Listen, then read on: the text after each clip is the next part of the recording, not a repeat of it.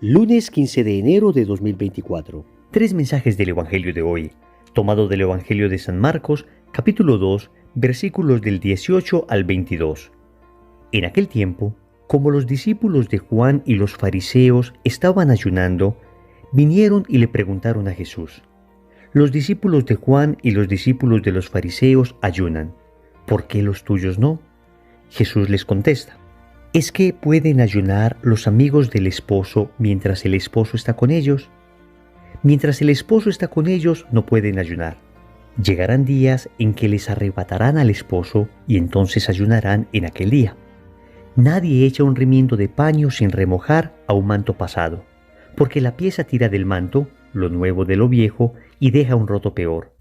Tampoco se echa vinos nuevos en odres viejos, porque el vino revienta los odres y se pierden el vino y los odres. A vino nuevo, odres nuevos. Palabra del Señor. Gloria a ti, Señor Jesús. Querida familia, el Evangelio de hoy nos trae una bellísima enseñanza sobre el ayuno, sobre la necesidad que tenemos de mortificarnos y sobre cómo debemos hacerlo adecuadamente. Vamos a meditar tres mensajes. Primero, una tentación cuando se ayuna. Segundo, dos estados de la vida espiritual. Tercero, necesitas un corazón dispuesto. Vamos con el primer punto. Una tentación cuando se ayuna. El Evangelio comienza diciendo que los discípulos de Juan y los fariseos estaban ayunando. Entonces vinieron a preguntarle a Jesús: los discípulos de Juan y los discípulos de los fariseos ayunan, ¿por qué los tuyos no? Familia, el ayuno es un tema importantísimo en la vida espiritual.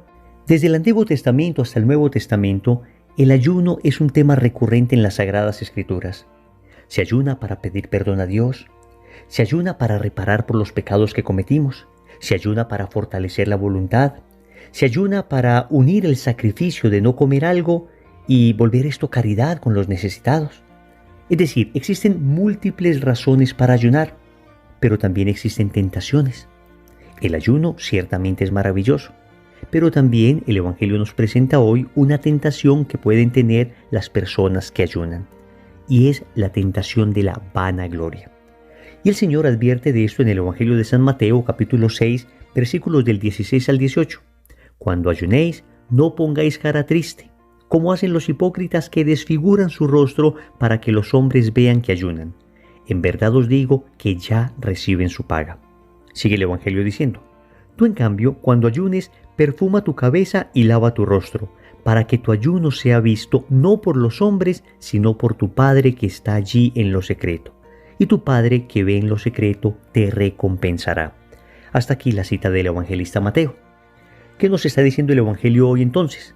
Que el ayuno ciertamente es importante, pero cuidado con caer en la tentación de vanagloria, en la tentación de creer que porque yo ayuno soy mejor que otras personas, de creer que porque yo ayuno soy más perfecto que los demás, y entonces yo ayuno, soy santo, tú no ayunas, eres pecador.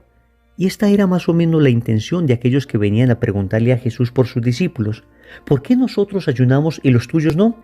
No que eres un profeta, no que hablas de parte de Dios, no que haces milagros, no que predicas el reino. Entonces, ¿dónde está la mortificación?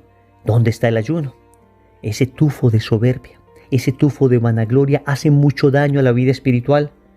Es que es la tentación que el enemigo presenta a las personas que frecuentemente se mortifican.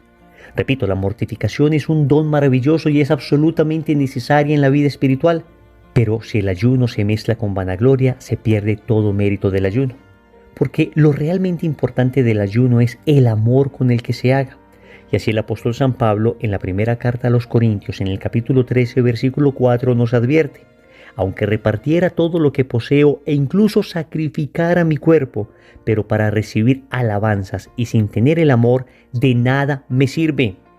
Amigos, la tentación cuando se ayuna, la tentación cuando se mortifica, es la vanagloria. Y San Pablo dice: si tienes vanagloria, soberbia, vanidad, deseo de ser visto, deseo de ser conocido, deseo de ser tenido por santo, al momento de ayunar, de nada te sirve, porque lo importante del ayuno es el amor. ¿Solución? ¿Será acaso dejar de ayunar la solución? Por supuesto que no. La solución es ayunar adecuadamente. Ayunar no para juzgar a los demás, sino por amor a Dios, para conseguir todas aquellas gracias espirituales que trae el ayuno, pero renunciando desde el principio a esa tentación de vanagloria, a esa tentación de creerme santo o de que los otros me crean santos, a esa tentación de ser aplaudido por los demás. No, amigos, la tentación debe desecharse, pero el ayuno debe conservarse.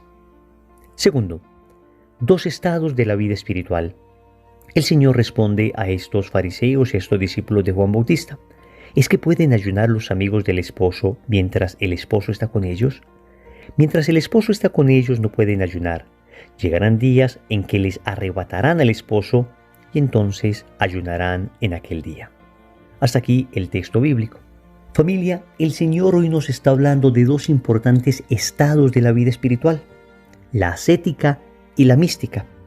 Tal vez es la primera vez que escuchas estos nombres y te pueden extrañar un poco, pero son realmente importantes cuando se quiere crecer en vida espiritual.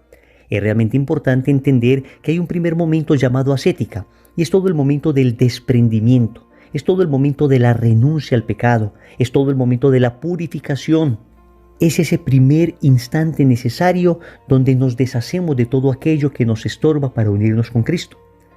El segundo momento, el segundo proceso, el segundo estado se llama la mística.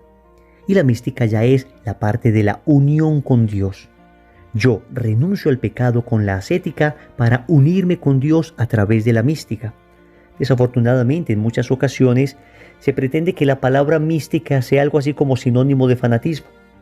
No puede haber una más mala utilización de esa palabra que identificarla con fanatismo. La verdadera mística es la unión con Dios. Las verdaderas almas místicas son aquellas que van alcanzando progresivamente una unión cada vez más íntima con el Señor. Y todos debemos recorrer ambos estados, la ascética y la mística. El Señor nos insinúa estos dos estados en el Evangelio de hoy.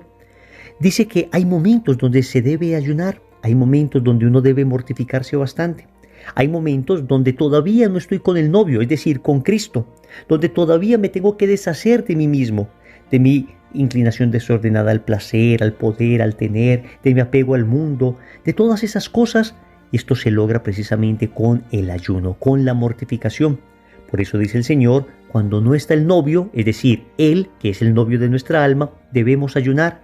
Pero hay un momento donde estamos con el novio, y entonces ahí, en ese momento, aunque se ayuna todavía, por supuesto que el énfasis está más puesto en la unión con Cristo.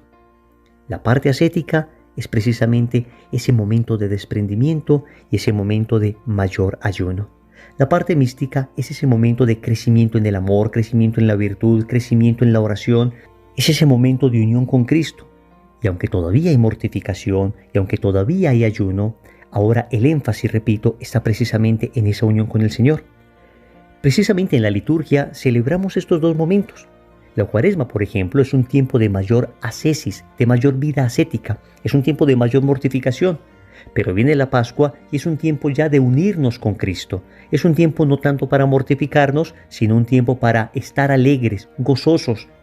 Y esa pedagogía de Dios es una pedagogía bien útil para el alma, porque la misma alegría de la Pascua expresa la alegría del alma al unirse con Cristo, así como la novia se alegra al unirse con el novio en las nupcias. Tercero, necesitas un corazón dispuesto. Termina nuestro Señor dándonos una enseñanza. Nadie echa un remiendo de paño sin remojar a un manto pasado, porque la pieza tira del manto lo nuevo de lo viejo y deja un roto peor. Tampoco se echa vinos nuevos en odres viejos, porque el vino revienta los odres y se pierde el vino y los odres. A vino nuevo, odres nuevos. Familia, ¿qué es ese pedazo de tela nuevo que no se puede poner a un paño viejo porque termina estropeándolo? ¿Qué es ese vino nuevo que no se puede poner en odres viejos porque termina dañándose tanto el vino como los odres? Es el Evangelio, es el Evangelio. El Evangelio que Cristo vino a dar. Y el corazón de los fariseos y el corazón de aquellas personas era precisamente como un pedazo de tela viejo, era como un odre viejo, que luego cuando llegó la frescura del Evangelio, finalmente terminó rompiéndoles. Eso fue lo que pasó, terminó rompiéndoles, porque terminaron odiando a Cristo, terminaron incluso enviándolo a la cruz. Por eso el Señor hoy nos está advirtiendo a través del Evangelio que necesitamos un corazón dispuesto. Esto es lo que serían los odres nuevos. Un corazón dispuesto que recibe un vino nuevo. Un corazón dispuesto que está abierto a la novedad del Evangelio.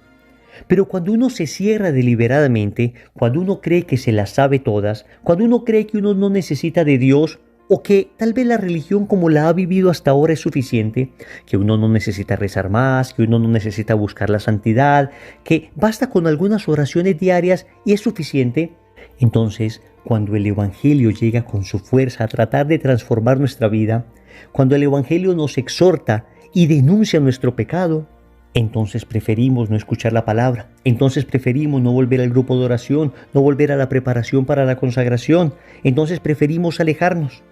Necesitamos, amigos, un corazón dispuesto y debemos pedirle al Señor esa gracia. Sin ese corazón dispuesto, difícilmente recibiremos la frescura del Evangelio, que es como ese pedazo de tela nuevo, que es como ese vino nuevo. Y es una gracia que hay que pedir, porque naturalmente nosotros nos resistimos a aquellas cuestiones que nos exhortan. Tratamos siempre de justificarnos, tratamos siempre de pensar que los otros son los que están mal, pero yo estoy bien, que lo que me están diciendo es exageración, que nadie hace eso. Es que ciertamente la corriente del mundo es mayoritaria. Los santos fueron verdaderas excepciones en mundos difíciles, en mundos contrarios al Evangelio, tal vez como el que nos tocó a nosotros.